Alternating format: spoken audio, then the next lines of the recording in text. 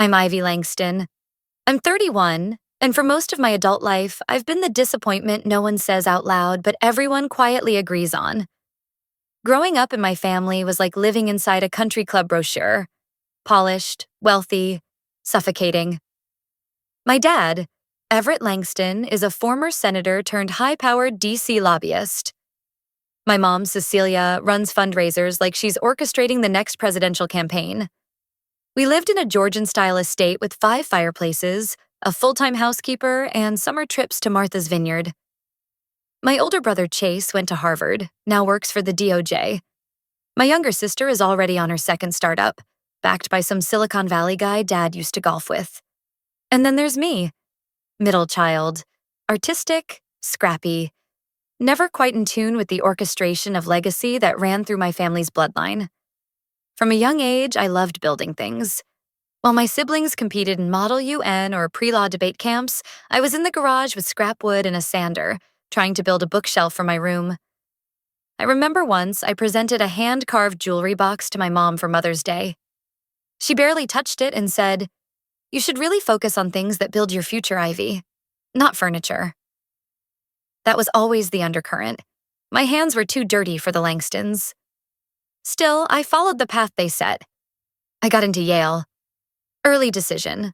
Legacy, of course. I stayed for a year, and I hated every second of it. Law school wasn't hard, but it was hollow. I wasn't passionate about contracts or torts. What I couldn't stop thinking about was the table I was refinishing in my dorm basement on weekends.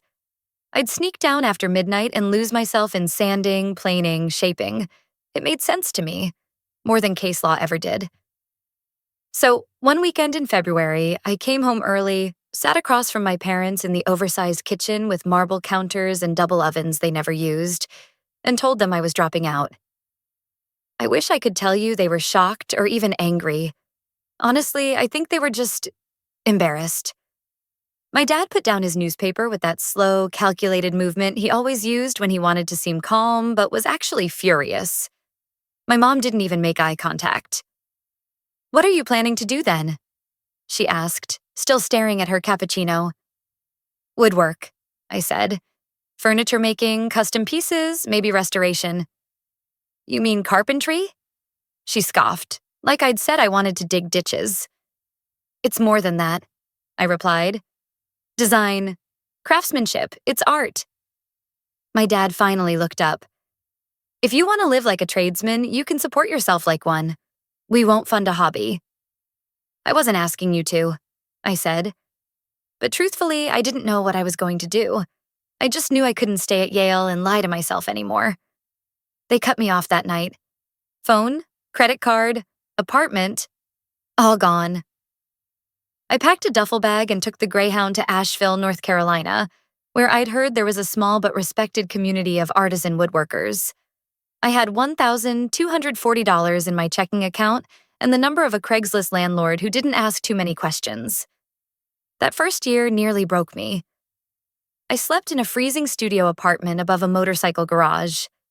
I worked nights at a dive bar, cleaning up broken glass and vomit while trying to build a tiny portfolio of custom work. I had no shop, so I used a rented corner of an old barn. Tools were mostly secondhand. The first commission I got was to build a single nightstand. The client ghosted me after pickup. I broke down crying the day I sold my first table for $350. Not because of the money, but because someone had looked at something I made and said, "This deserves to exist." That was the first moment I felt like maybe I hadn't completely screwed up my life. But my parents didn't know any of that. They didn't call, didn't write. I'd see Chase post family vacation pictures on Instagram. Everyone smiling on some yacht in Greece. I wasn't even a footnote in the captions. Langston Family Trip 2021. As if I never existed. The thing is, I stopped expecting an apology a long time ago. But what I didn't expect was the call I got last week. A dinner invitation. At a corporate suite in downtown DC. The same address I'd just signed a major contract with for custom-built interiors. They didn't know. Not yet. But they were about to sit down at a table I built with my own hands. And that's where everything begins to shift. The funny thing about starting over with nothing is that it burns every illusion clean. You stop pretending you're okay. You stop performing for people who never actually looked at you. For a while, I felt free. Then came the loneliness. Asheville was beautiful, but I didn't know a soul. I worked double shifts at a bar off Merriman Avenue. During the day, I'd ride my busted bike to the barn-turned workspace and try to figure out how to make furniture that people actually wanted, not just pieces I thought were art. That first winter, my hands split open from the cold. I couldn't afford proper gloves. I slept in my clothes under 3 blankets and woke up with breath fogging in the air. I used to stare at the cracked ceiling and whisper, "You wanted this." I almost believed it. There was a man who helped, Walter. He ran the neighboring workshop, a 70-something Cherokee woodworker who had been making chairs longer than I'd been alive. He never asked questions about my past, just watched me ruin a dovetail joint one morning and said, "You ever used a chisel like it was listening?" I thought he was nuts. Turns out he was right. Walter didn't teach me like a mentor. He just worked near me and let me absorb. The way he moved through grain, how he treated wood like something sacred instead of raw material. It started to shift the way I approached everything. I stopped forcing pieces into the shapes I wanted. I listened. I let the wood guide me. I started small, refinishing cabinets for old homeowners, repairing busted chairs for college rentals. Every job taught me something, even the ones that didn't pay.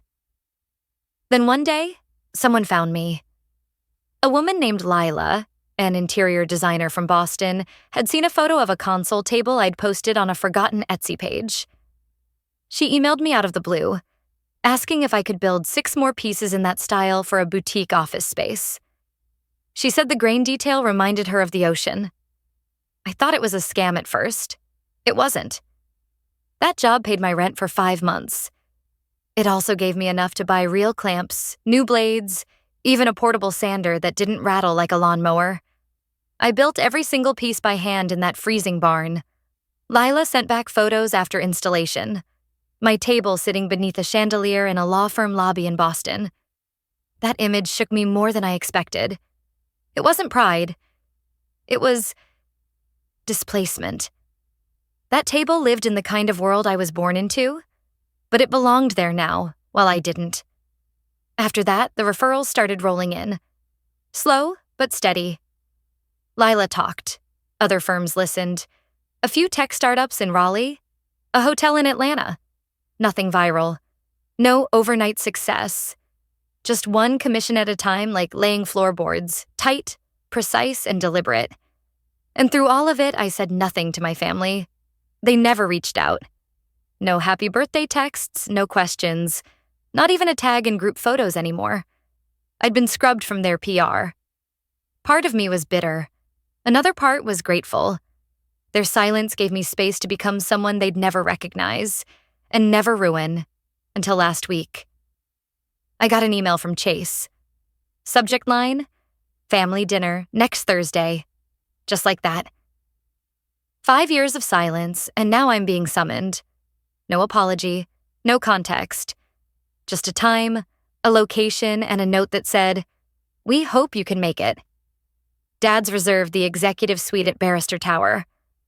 What he didn't know, what none of them knew, is that I'd just closed a deal furnishing Barrister's new offices. My table, the same one that launched everything, sat in their top-floor conference room, the one they were probably using for dinner. I didn't reply for 2 days. I walked past the barn 3 times that week, hands stuffed in my jacket pockets, heart pounding. I wasn't afraid of seeing them. I was afraid of who I'd become around them. Would I shrink back? Revert to the quiet, compliant Ivy they'd always preferred? Walter noticed something was off. "You look like you're carrying wet lumber," he said. "It's family," I muttered. He nodded once, then added, "If they still think you're the girl they left behind, let them sit with that. Let them try to reconcile it with the wood under their elbows." That image stuck in my head for days. Them, eating, drinking, laughing, resting their elbows on a story they refused to read. I packed light for the trip. One set of clothes, a leather folio, and the original blueprint sketch of that conference table. Creased, pencil smudged, signed in the corner, IVL. I didn't know what I'd do with it yet, but something in me needed to bring it. Not for revenge. Not exactly. More like clarity. They thought I had disappeared.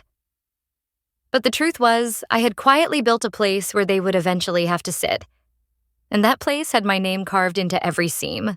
I almost turned around twice on my way there.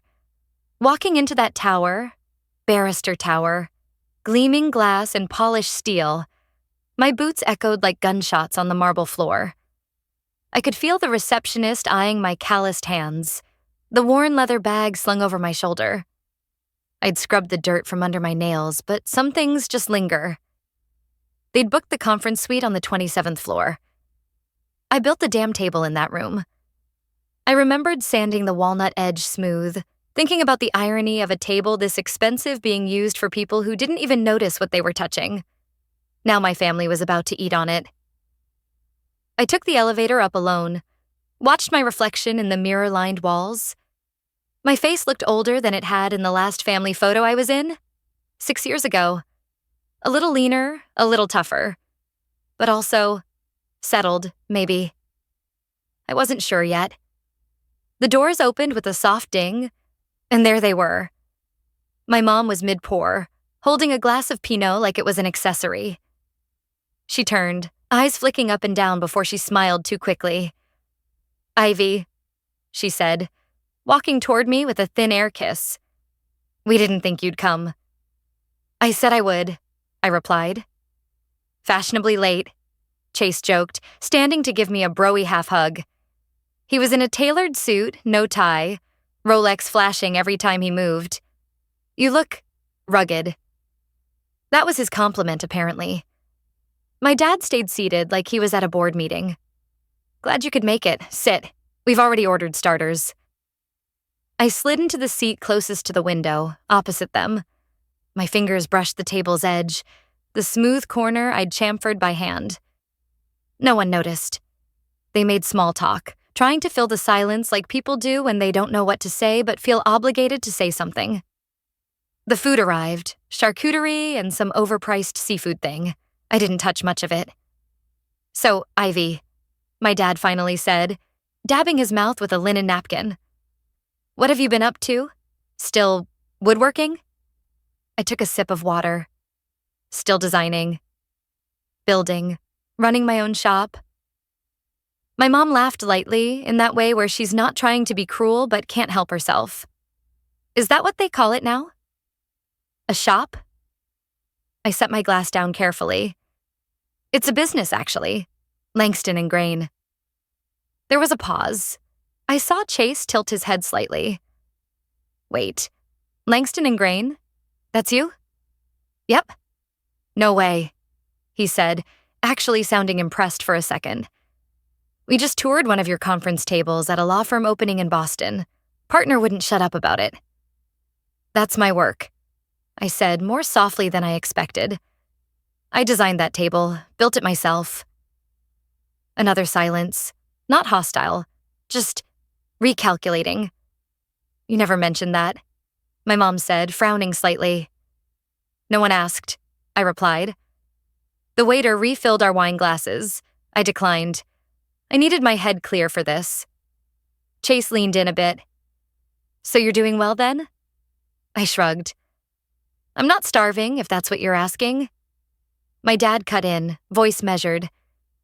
"If you found success in your craft, we're proud. Truly, we were just concerned back then.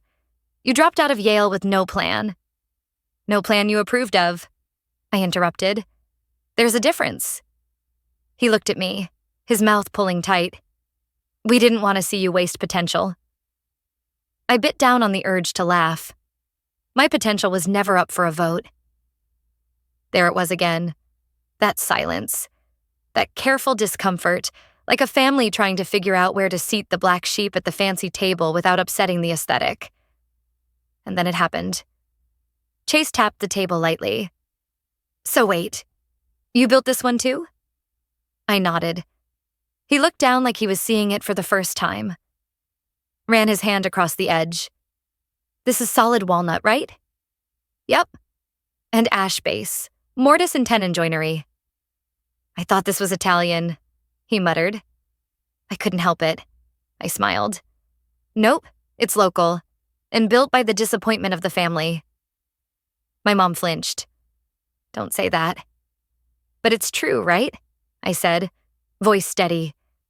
You all thought I vanished into some artsy pit of failure. And maybe I did. But while you were hosting fundraisers and running startups, I was working 18-hour days in a freezing barn to make something with my hands. Something that lasts. They didn't argue. They didn't know how to. So what? Chase said finally. Is this your way of saying, I told you so? No, I said quietly. It's not revenge. I don't need revenge. I needed peace. And this... I gestured at the table beneath us. This is mine. He leaned back. Damn. And for once, it didn't sound dismissive. Just honest. I stood up a few minutes later before dessert when the waiter brought out little glasses of port. I hadn't finished my meal. I wasn't hungry. Where are you going? My mom asked. I've got a train back in the morning, I said. And some actual work to do. My dad opened his mouth like he wanted to say something. Maybe even, I'm proud. But nothing came. I didn't need to hear it anymore. I nodded at them. Enjoy the table. As I walked toward the elevator, Chase called after me. Hey, Ivy? I turned. He held up his phone. Send me your catalog? We're redesigning our New York office next spring. I think we'll want something that lasts. I didn't smile, just nodded. I'll send it tomorrow. The elevator doors closed. I don't remember much about the elevator ride down. Just the strange, quiet high that came after telling the truth in a room where I'd been expected to keep shrinking. There wasn't applause. No mic drop. Just stillness. And that was enough. I stepped out into the cold DC air, the wind biting at my collarbones. I didn't care. I stood on the curb for a while, letting it hit me. How far I'd come, and how little they really knew until tonight. How much I'd stopped needing their approval somewhere along the way without realizing it. That night, back at the tiny hotel room I'd booked near Union Market, I laid awake for hours. Not restless, just processing. Their faces kept replaying in my head. My mom blinking like I'd just spoken in a foreign language. My dad with that frozen, unreadable look he wore when a court ruling didn't go his way. Chase, the only one who managed to seem surprised and maybe impressed. What stuck with me most was how none of them asked me how I'd gotten here. Not really. They just wanted to know that I'd made it. Not how. I used to dream about this moment. Not the setting or the table exactly. But the idea, them being forced to sit inside something I'd built without them. Feeling it under their elbows, not knowing the hours it took, the calluses, the burn scars that still cross my fingers. It wasn't about revenge. It was about finally being real in front of people who never bothered to look beyond the surface.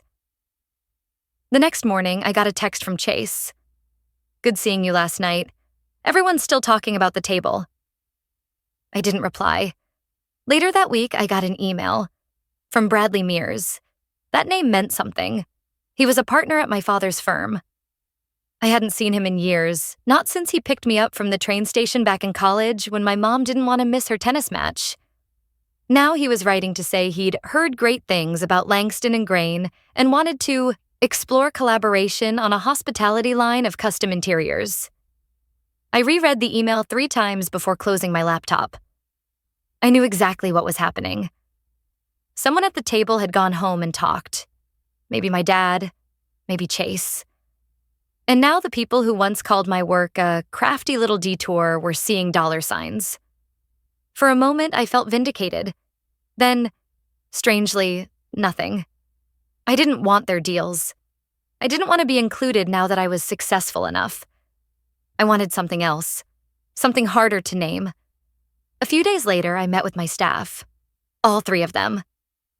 We work out of a converted grain mill on the edge of Asheville, and no, it's not sleek or fancy, but it's real. There's sawdust on every surface and sunlight that cuts through the windows just right in the morning.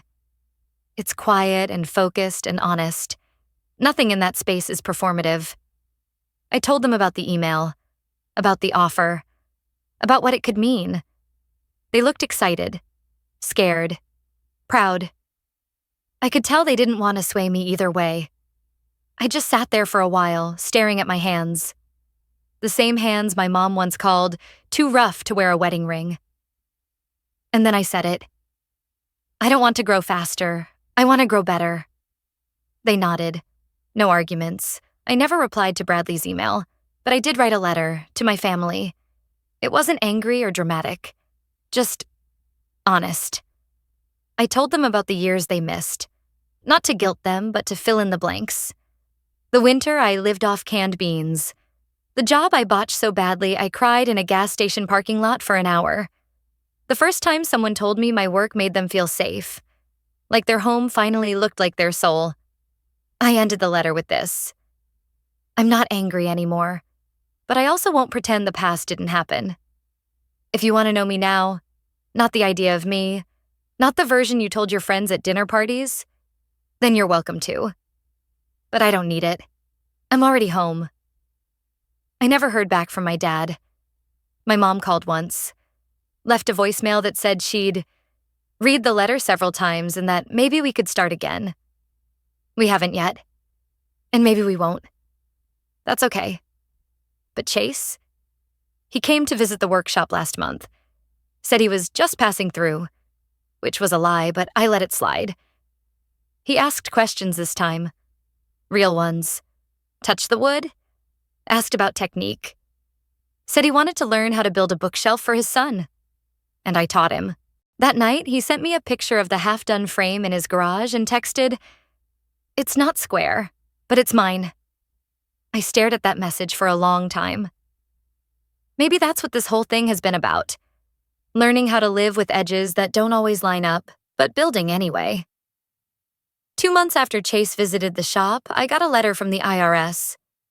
It wasn't addressed to me. It was addressed to Langston and Grain, and it referenced a routine inquiry tied to a lobbying firm's expense accounts. I almost tossed it, thinking it was junk. But something about the firm's name, Harwood and Wells, caught my eye. That's my dad's firm. The letter included a request for clarification on a set of custom invoices, 10 pieces delivered over 2 years, all billed through a third-party procurement service in Virginia.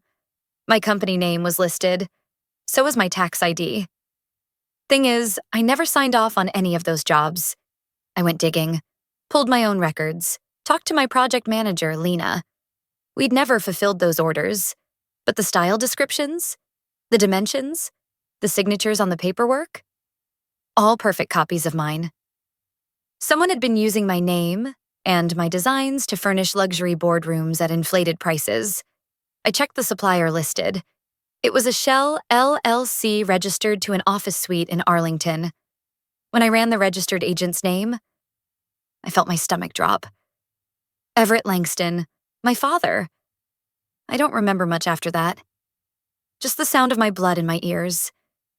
The surreal way betrayal feels when it's quiet, not loud. I had built something sacred and he had found a way to exploit it, without even speaking to me. Not to help, not to reconnect. Just to turn my name into profit. And not just any profit. He was using it to overbill his clients under the guise of supporting a promising minority-owned artisan firm. My firm, without my consent, without my knowledge. I spent the next 72 hours consulting a lawyer, pulling records, drafting affidavits. I didn't call my family. I didn't warn him. I didn't need to. The audit took 5 weeks. Turned out mine wasn't the only small business he'd misused. There were 3 others, mostly craftspeople, women-run, boutique scale. Easy to exploit. Easy to ignore. But not this time. The state launched an ethics review. His firm tried to downplay it, but the press caught wind when one of the other businesses went public. The Washington Post ran a headline 2 weeks later. Langston Lobby, firm under fire for exploiting local artisans in fraudulent billing scheme. It was front page. Chase texted me the morning it hit stands. Did you know? I didn't answer. My father didn't resign, but they forced him into early retirement. The firm distanced themselves fast. His reputation, once the stuff of Capitol Hill cocktail parties, now reduced to whispers and quiet exits. I didn't feel triumphant. Not exactly, but I did feel clean. That fall, I was invited to speak at a design conference in Denver. On the flight there, I sat beside a woman who said, "Langston and Grain? I've seen your work. You're the one with the river table at Crestwood HQ, right?" I smiled. "Yeah, that's me." When I got back, there was another letter waiting. Handwritten. No return address. It was from my mom. She didn't defend him, didn't beg. She just wrote, "I didn't know. I should have asked more questions. I'm sorry." I didn't reply, but I didn't tear it up either. The shop is busier than ever now. We've got a wait list through next spring. Chase brings his son around sometimes, and yeah, we're building that bookshelf together. It's crooked, wobbly, but it stands. A few weeks ago, a young woman named Mariah came into the shop with a sketchbook and trembling hands. She asked if I could look at her designs. I saw myself in her immediately. Not just the fear, but the fire underneath. I told her the same thing Walter once told me. You ever try listening to the wood instead of controlling it? She didn't get it. Not yet. But one day she will. Here's what I've learned. Sometimes the people closest to you aren't trying to destroy you. They just can't imagine a version of you they didn't create. And when you build that version anyway, they either evolve or they fall away. If any part of this story hit close to home, I'd love to hear your own journey. Drop it in the comments, even if it's messy. Especially if it's messy. And if you're still somewhere in the middle, figuring it out like we all are, you're not alone. Thanks for sitting with me through this. Stick around, there's more story to tell.